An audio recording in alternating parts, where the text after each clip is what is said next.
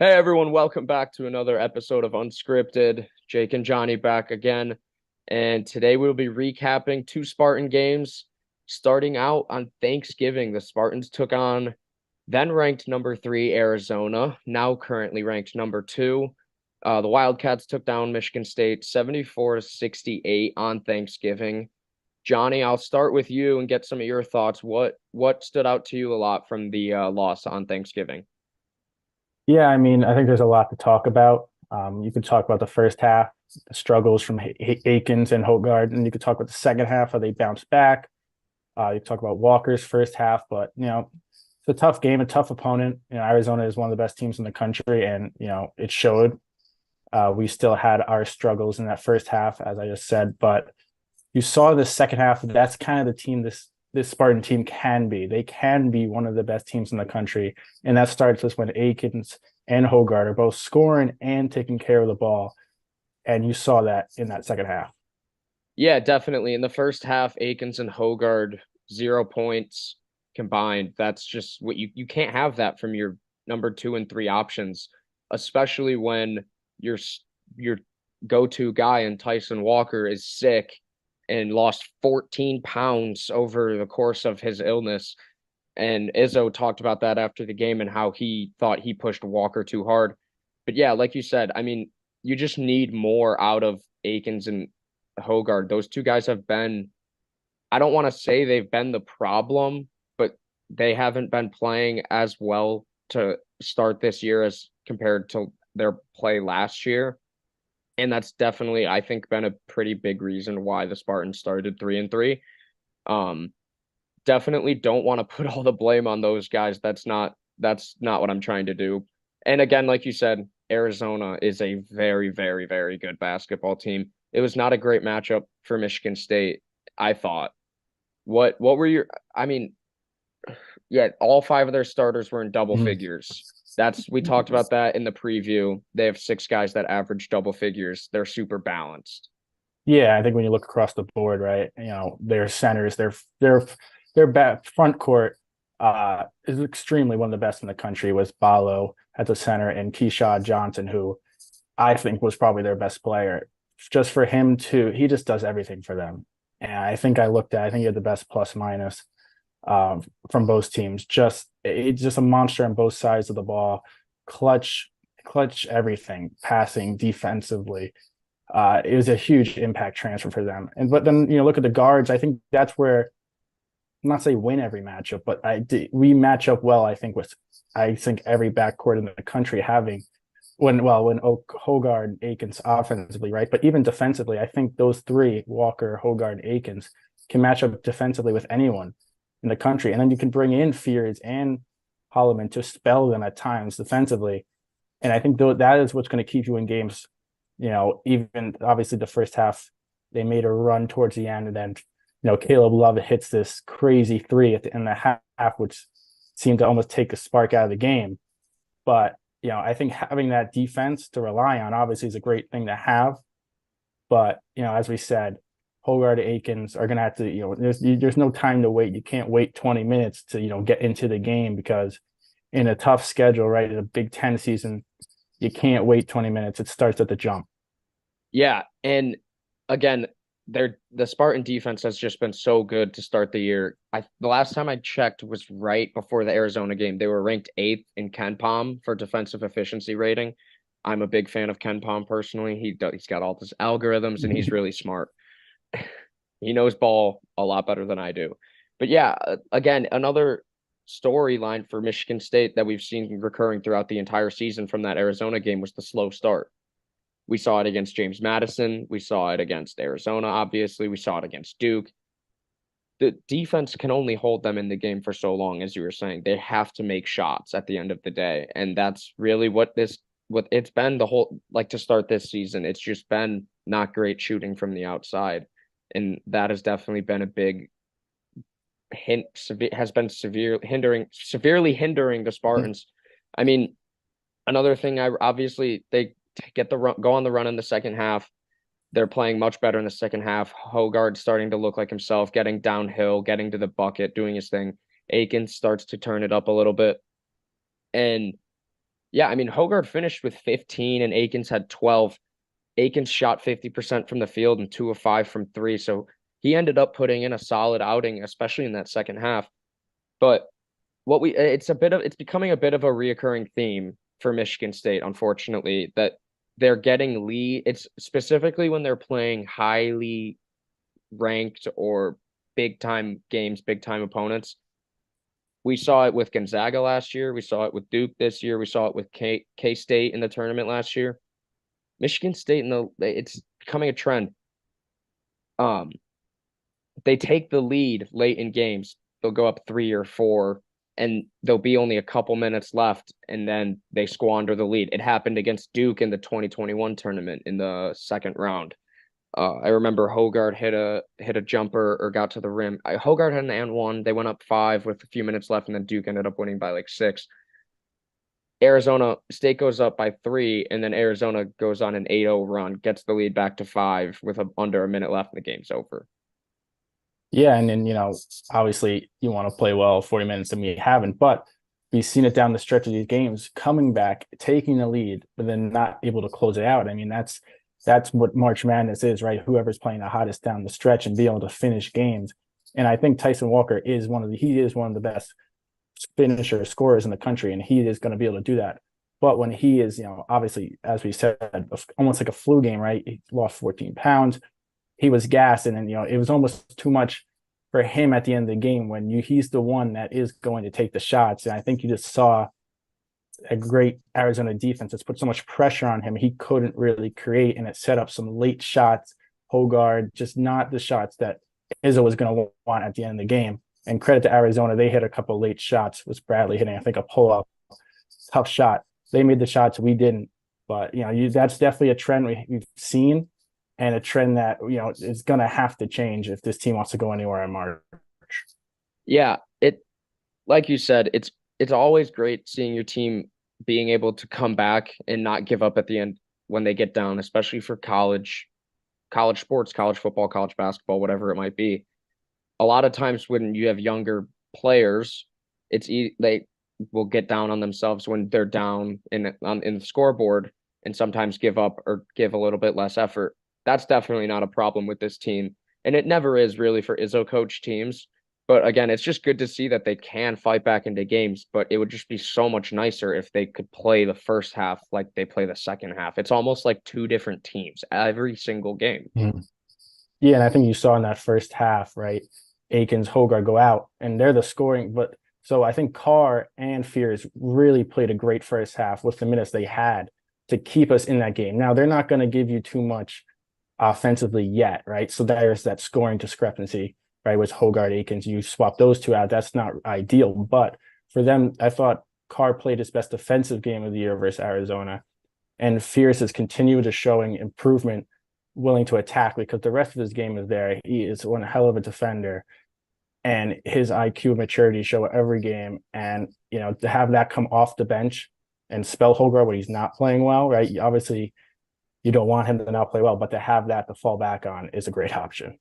Yeah, the depth at the guard position is really a blessing, and it goes back to Tyson. Tyson is definitely, like you said, the best closer on this team. We've seen it. He's always hitting difficult, tough shots towards the end of the game. I mean, my mind immediately goes to Purdue in 2021 at home. He hit that pull-up three from the left wing to take them down in an upset. But like you said, they have Holloman and they have Fears to give Walker and Hogard a break later in games or even earlier in games. Walker was sick and he played 34 minutes. He led the team in minutes, and that's obviously something that we are going to see from you. He's the best player on the team. So the best player on the team's gonna play the most minutes. But it was just a little interesting. Like I know Izzo talked a little bit about after the game and took a lot of blame for it. Said he played him too much, which I agree with. Like you were getting at, he didn't have the gas at the end of that game to keep it up, and I think it was just a little bit hard. I think it's sometimes tough for Tyson to take a back seat sometimes Mm-hmm. at the end of games and allow for other guys to make plays. I think that's just in his nature, and he's just such an instinctual Mm-hmm. killer on the basketball court. Yeah, I think you could see it when he gets the ball. He knows, what he's going to do. He knows he can score. But I don't think, talking about Izzo, and he said after the game, I just don't think he had too much of a choice in that first half when Akins and Hogard aren't going to give you it. Walker, playing half speed, half dead. I don't know what he had in that first half, but he was hitting clutch shot after clutch shot just to keep us within 10, 14 points where that game could have got out of hand very fast. So obviously that's something we will hope to see down the stretch, going forward. Walker get a couple extra breaks in the first half. So when it is late in the games, right, he's ready to go to take over and win us some games. As you guys know by now, we've partnered with BetMGM Sportsbook for this college basketball season. We're going to be using BetMGM lines to make all of our picks and predictions throughout the college basketball season. And we are going to have special offers for you, the listeners, and the viewers on the Field of 68 each and every week during the season. If you haven't signed up with BetMGM yet, use the bonus code FIELD1500 and you will get up to a $1,500 first bet offer on your first wager on BetMGM Sportsbook. Here's what you got to do. Download the BetMGM app. Sign up using the bonus code FIELD1500. Deposit at least $10 and place your first wager on any game. You will receive up to $1,500 in bonus bets if that bet loses. Just make sure you use the bonus code FIELD1500 when you sign up. And remember, BetMGM is now available under one wallet in select states. As a New Jersey resident, this is super convenient for me when I have to go cover games in New York or Philly. When cross the state borders, just log into your existing account instead of having to create new accounts in each state that you go to. And most importantly, I got to let you know, we do have some fun stuff coming up for this college basketball season. Bet insurance tokens, college hoops odds boosts, my personal favorite, parlay odds boosts. So download the BetMGM app today. Yeah, and overall, obviously, as like a whole season outlook, standing at 3-3 and dropping to unranked after starting or being number 4 in the preseason AP poll is not what Michigan State fans had in mind, or the players or the team or anyone. But when you look at it, they played well against Arizona overall, fought hard, took the lead, had the lead with 2, 3 minutes left, and then just lost it. Very similar with Duke. We're right there the whole game. Against those are two of the best teams in the country from what I've seen so far this season. Except I don't think anyone's really on the same level as Purdue right now, but that is for a problem late. That's a problem to worry about later in the season.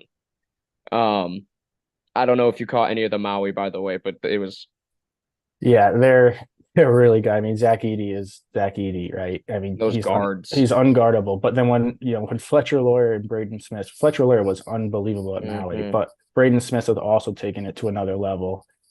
Just an extra year of experience for those two, and just having an extra guy like Lance Jones, I think, is a huge addition. Gillies off the bench. They have a really good depth, and they're going to be a real problem this year Yeah, again in the Big Ten. yeah, but I guess I got sidetracked by the Maui. Michigan State, they have two very good losses. If they are able to take care of business, starting with their game tonight against Georgia Southern, which we saw them take care of business, if we see the team we saw tonight for the remainder of conference play and as we start Big Ten play, I think Michigan State is going to be just fine. And they've got plenty of time to get it right. And the biggest problem, again, is still just shooting.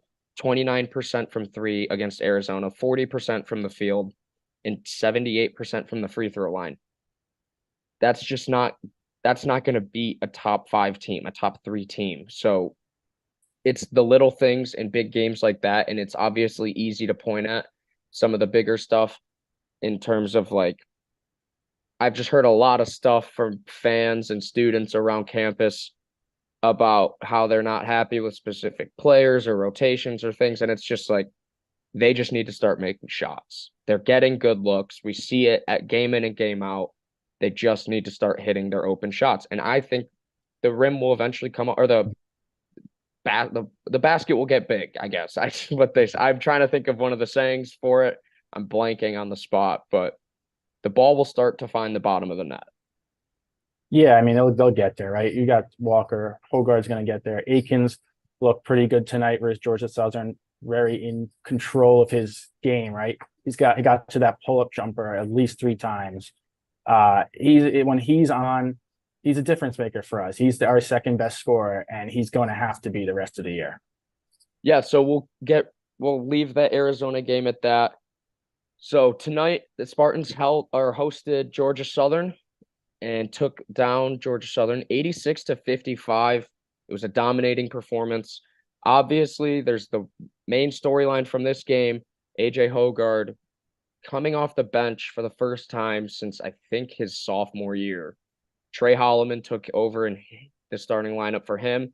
And then Mady Sissoko back in the starting lineup for Carson Cooper. They still pretty much split minutes. I was listening to the radio pregame show, and Izzo, that was when he said it, and he said the plan was to split the minutes for them.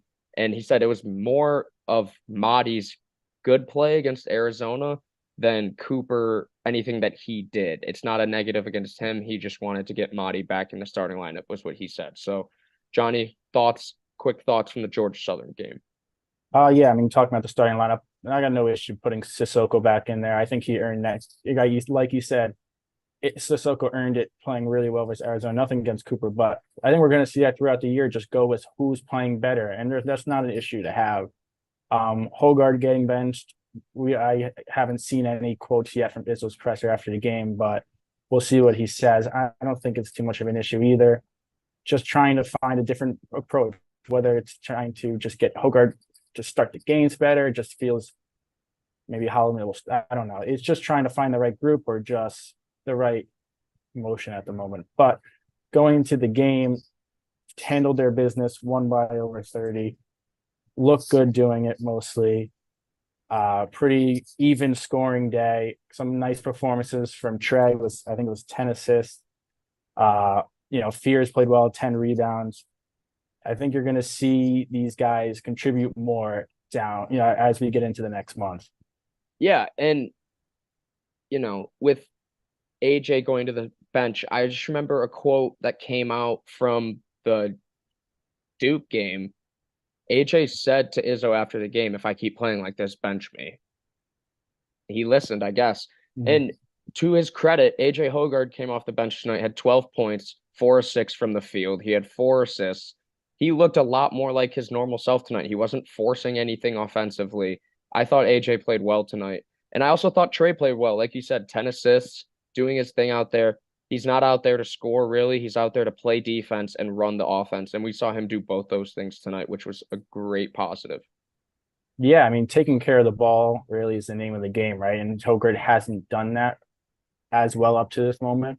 So for Holloman to come in, 10 assists, take care of the ball. And I think we saw Hoggard ease into that today. Much better second half, taking control of the game, getting downhill, finding guys, right? That's the Hoggard we need. Confident AJ, still in control, right? He sometimes got that speed where he's going 100 miles an hour, right? We just want to see him in control, still pushing the ball, finding the guys and getting to the rim.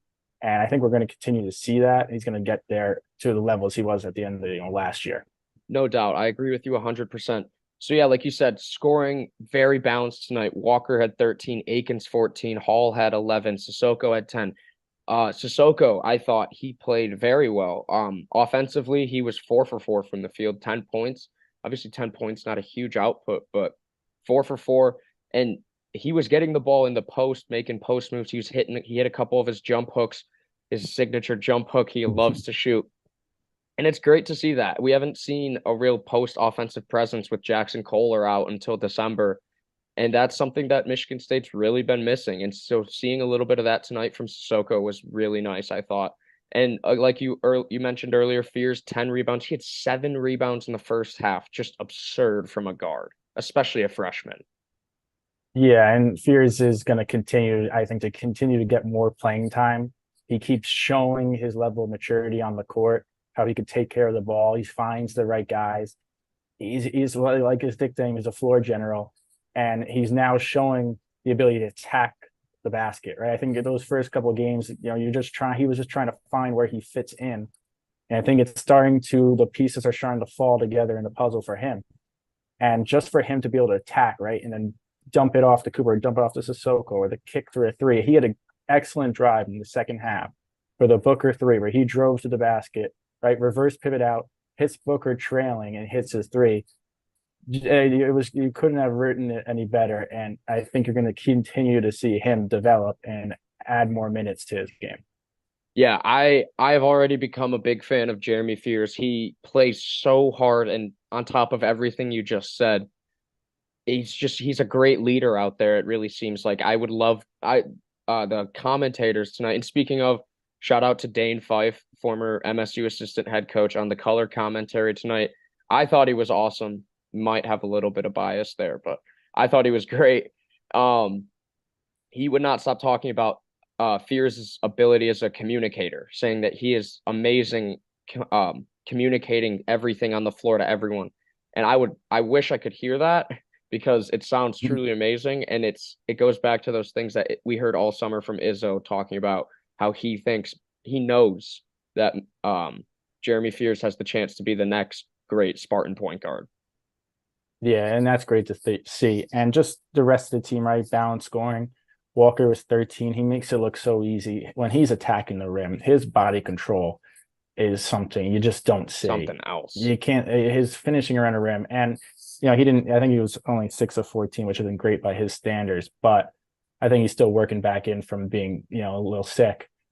But he's going to average, I think, I would be shocked if he doesn't average 20, Big Ten play at least, just because he doesn't need as many opportunities either, right? I don't think the success is going to have him to take more than, 20, 22 shots a game, but he's going to have some crazy games because he's just super efficient around the rim, and it's just fun to watch. Yeah, so diving a little bit deeper into today's game, Michigan State, their defense in the first half was otherworldly. I understand Georgia Southern may not be the best opponent. They came into this one 0-6. However, whenever you go on a 25-2 run over a 12-minute stretch, that's something special, I'd say. And what are your thoughts on this defense? I mean, it's everyone, like you said earlier. I guess the backcourt with Walker, Akins, and Hogard, they're all three different types of players. Hogard being the bigger body, tougher to match up with for a smaller guard.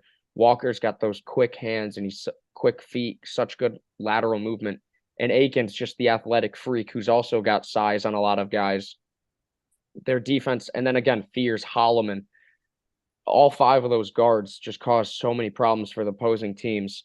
I thought the defense was amazing in the first half. And again, we talked about it a little bit on our last show that this team we think has found their identity, and that's through defense. Yeah, I think it starts with the guards defensively, right? Just being able to move your feet, right? Not getting beat to the basket. I think some other guys are still working out, but with these guards, right? And you saw Malik in there. Malik can guard the 5, he can guard the 3 sometimes. It just creates so many matchups, defensive matchups that other teams just can't handle. And I think we saw the press work well tonight. Cause a couple timeouts out of the inbounds, right? That's their identity, right? They're gonna be a really good defensive team, and it starts with the guards. 100%. And also another thing I wanted to point out from tonight's game, big shout out to Davis Smith, son of Spartan legend Steve Smith. Davis Smith, 5 points. He came into tonight with 2 points on his career, all from last season. He had 5 points tonight, hit a 3, hit a couple at the line. Obviously, we got to see Steven Izzo and Nick Sanders get into the game late. They showed Barry Sanders was in the crowd tonight. Always cool to see the NFL legend attending Spartan basketball games. So, yeah, I don't have much more from the Georgia Southern game. It was pretty much business as expected, I would say. Michigan State really took care of business and did their job tonight. Yeah, just like you said, take care of business. If anyone cares about spreads, they covered the spread, which is always nice to see. But yeah, no, it's getting always nice to see Steven and Nick get into the game at the end, still looking for some points from them. We're gonna get them from Steven. I know. We're gonna get them. We're going. Hit one of these it threes. has to happen. One of the threes is gonna fall. Yeah, it was also nice to see new head coach of the football team, Johnson Smith, in the crowd. Got a really, really nice welcome from the crowd and spoke to us. It was cool. And no, I mean, like you said, took care of business today and looking forward to a It's an important 3-game stretch right here. It's really important. Yeah, starting Big Ten play with Wisconsin and Nebraska.